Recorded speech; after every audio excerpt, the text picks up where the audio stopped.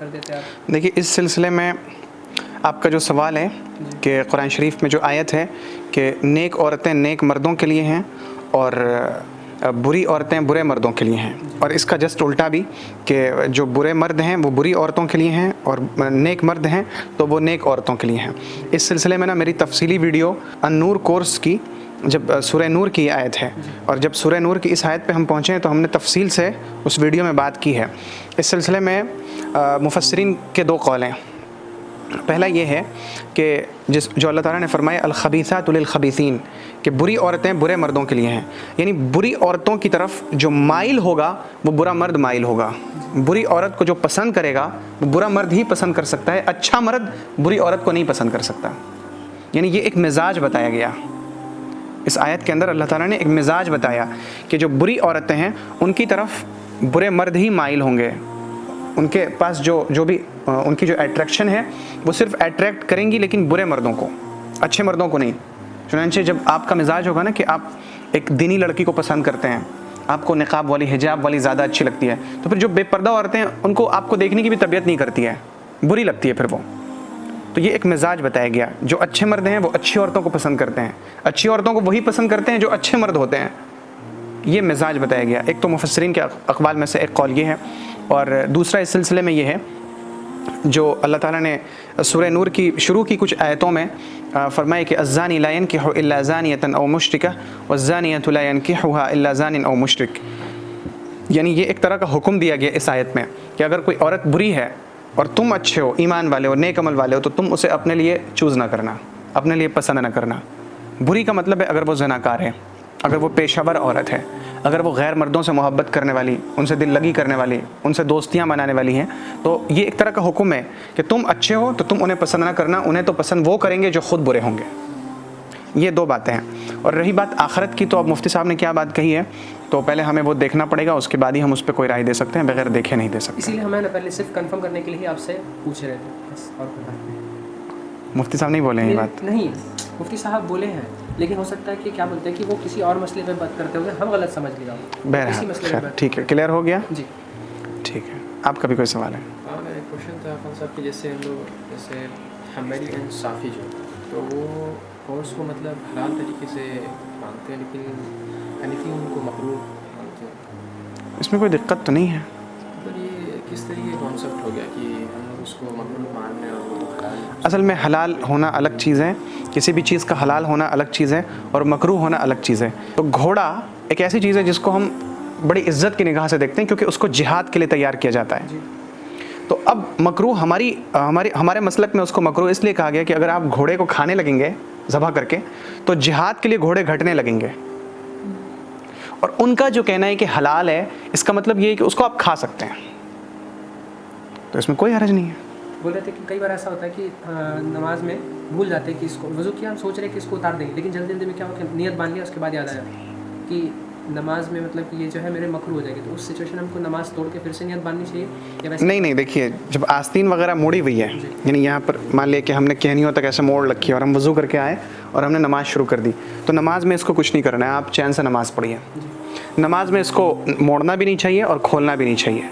البتہ اگر نماز میں اٹھتے بیٹھتے ہوئے ہلکا سا ہاتھ ایک بار پھیر لیا جائے اور آسانی کے ساتھ کھل جائے تو کوئی حرج نہیں ہے، لیکن باضابطہ طور پہ اس کو کھولنا یہ صحیح نہیں ہے۔ جی سر، نارملی کیا ہوتا ہے نا کہ وضو کرنے جب جاتے ہیں تو اٹھا اس طریقے سے موڑ لیتے ہیں، اور جب نماز کا وقت آتا ہے تو ایسے کر کے کھول بھی لیتے ہیں، لیکن کئی بار سچویشن ایسا ہو جاتا ہے کہ بھول جاتے ہیں۔ وہی تو بولے یار، کہ وہی وہ سیم بات تو بولیں، اسی کا جواب تو دیں۔ پوچھ رہے تھے کہ ہم نیت توڑ کے پھر سے نماز نہیں، نماز کی نیت نہیں توڑیں گے، آرام سے رہیں گے۔ سر یہ جاننا ہے ہم کو کہ جیسا آپ بتایا کہ نیک عورت نیک مرد کے لیے، تو اگر مطلب کوئی ایک نیک مرد ہے جو دین سے جڑا ہوا بھی ہے، بٹ وہ چاہتا ہے کہ وہ جس سے شادی کرے اگر وہ دین سے فری بھی ہے اس کو دین میں لائے، یا پھر کوئی ایسی لڑکی کو پسند کرے وہ جو دین سے تھوڑا دور ہے، زنا کی طرف نہیں ہے، گناہوں سے تھوڑا مطلب ٹھیک ہے بٹ دین سے دور ہے، ماڈرن خیال آ رہی ہے، تو اس سچویشن پہ اس نیک مرد کو اس سے شادی کرنا چاہیے یا تاکہ وہ کیا کہتا ہے اس کو دین کی طرف تھوڑا لا سکے؟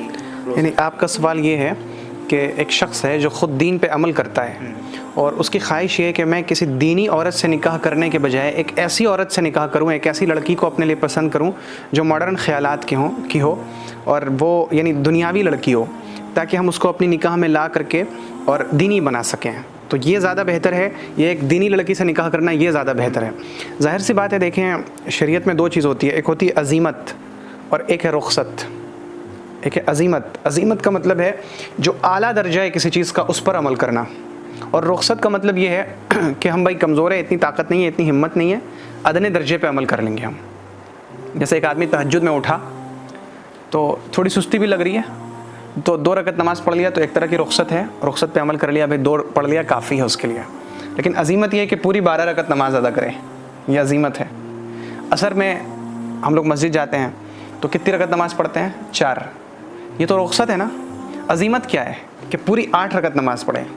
تو اس سلسلے میں جو آپ نے پوچھا ہے کہ بہتر کیا ہے اس کے لیے, وہ ایک دینی لڑکی سے شادی کرے یا ایک دنیاوی لڑکی سے شادی کر کے اس کو دینی بنائے. تو اس میں رخصت تو یہ ہے کہ آدمی دینی لڑکی سے شادی کر لے, زندگی دونوں کی چین سے گزرے گی. لیکن اعلیٰ درجہ یہ ہے کہ اگر اس کو ہمت ہے, اپنے اوپر کانفیڈنس ہے, اعتماد ہے اس بات کا کہ کہیں وہ لڑکی آپ کو ماڈرن نہ بنا دے. ماڈرن مینس گمراہ.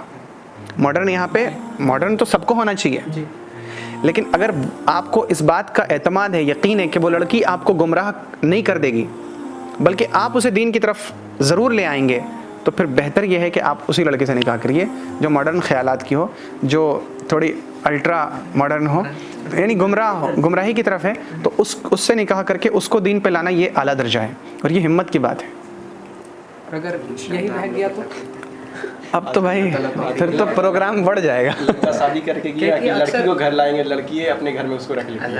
اکثر ایسا ہوتا ہے کہ لڑکی جو ہے, دیکھیں اس میں ہے نا سب سے بڑی بات یہ ہے کہ جب آپ کسی آدمی سے تھوڑا سا اٹیچڈ ہوتے ہیں اور پھر آپ کی یہ کوشش ہوتی ہے کہ ہم اس کو دین کی طرف لائیں نا, تو اس سلسلے میں چند باتوں کا خیال رکھنا پڑتا ہے. پہلی چیز تو یہ ہے کہ آپ کو دین کی پوری نالج ہونا ضروری ہے. اگر آپ نالج نہیں رکھتے ہیں تو آپ گمراہ خود ہو جائیں گے اور دوسروں کو بھی گمراہ کریں گے. اور جب آدمی کے پاس دین کی نالج زیادہ نہیں ہوتی ہے تو پھر وہ گمراہ لوگوں کے چنگل میں آسانی کے ساتھ پھنس جاتا ہے. ہم نے جو یہ مجلس شروع کی تھی نا, تو اس کا مقصد یہی تھا کہ آپ لوگوں کے پاس عمل جتنا ہے سو ہے, عمل تو انشاءاللہ آئے گا ہی زندگی میں, باقی علم بہت زیادہ ضروری ہے. جب تک آپ کے پاس چیزوں کا ڈیپلی علم نہیں رہے گا تو آپ نہ تو خود گمراہی سے بچ پائیں گے اور نہ دوسروں کو بچا سکیں گے. تو جب آپ کسی کو دین پر لانا چاہتے ہیں تو دین کا علم سب سے زیادہ ضروری ہے کہ کس موقع پہ کون سی بات کہی جائے. آپ کو ہم بتائیں کہ ہمارے یعنی ہم نے جہاں سے تعلیم حاصل کی وہاں پر ایک بہت بڑے بزرگ تھے, تھوڑا کچھ سالوں پہلے, 100 سال پہلے. تو ان کے پاس ایک شخص آتا جاتا تھا اور وہ شیو کرتا تھا داڑھی. تو ظاہر سی بات ہے کہ داڑھی کو شیو کرنا تو حرام ہے نا. تو ان کے پاس 10 سال 12 سال 13 سال 14 سال تک آتا رہا, لیکن انہوں نے کبھی کہا نہیں کہ تم داڑھی کو شیو نہ کرو. تو لوگوں کو بڑی حیرت ہوتی تھی کہ حضور آپ کے پاس آتا جاتا ہے, آپ ایک مرتبہ بولیے گا کہ داڑھی شیو نہ کرو تو یہ رک جائے گا, داڑھی رکھنے لگے گا, آپ کو بھی ثواب ہوگا, اس کو بھی ثواب ہوگا, یہ بھی گناہ سے بچ جائے گا. لیکن وہ تھے کہ کہتے نہیں تھے.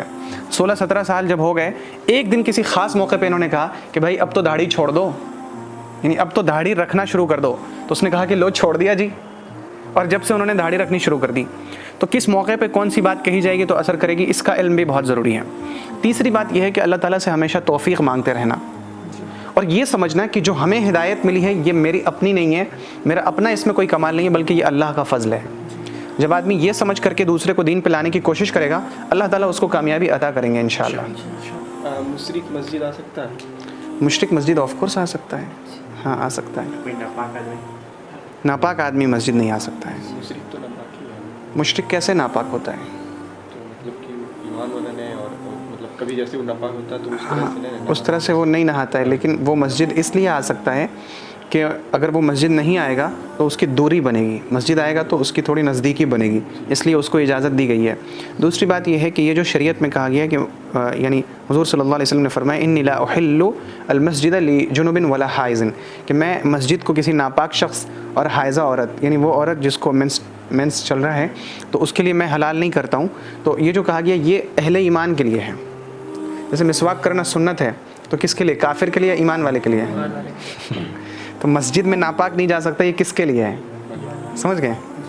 جی ہاں. عورت جا سکتی ہے جی, عورت اس کو تو جانا چاہیے بھائی, ہاں جانا چاہیے, جا سکتی ہے نہیں. کہ ہمارے یہاں ایک تہذیب شروع ہو گئی کہ ہم نے عورتوں کا حصہ مسجد میں بنانا بند کر دیا. عربوں میں تو ابھی بھی بنتی ہے کہ مسجد عورت کی الگ مرد کی الگ, نماز مرد پڑھا رہے ہیں عورتیں بھی پڑھ رہی ہیں.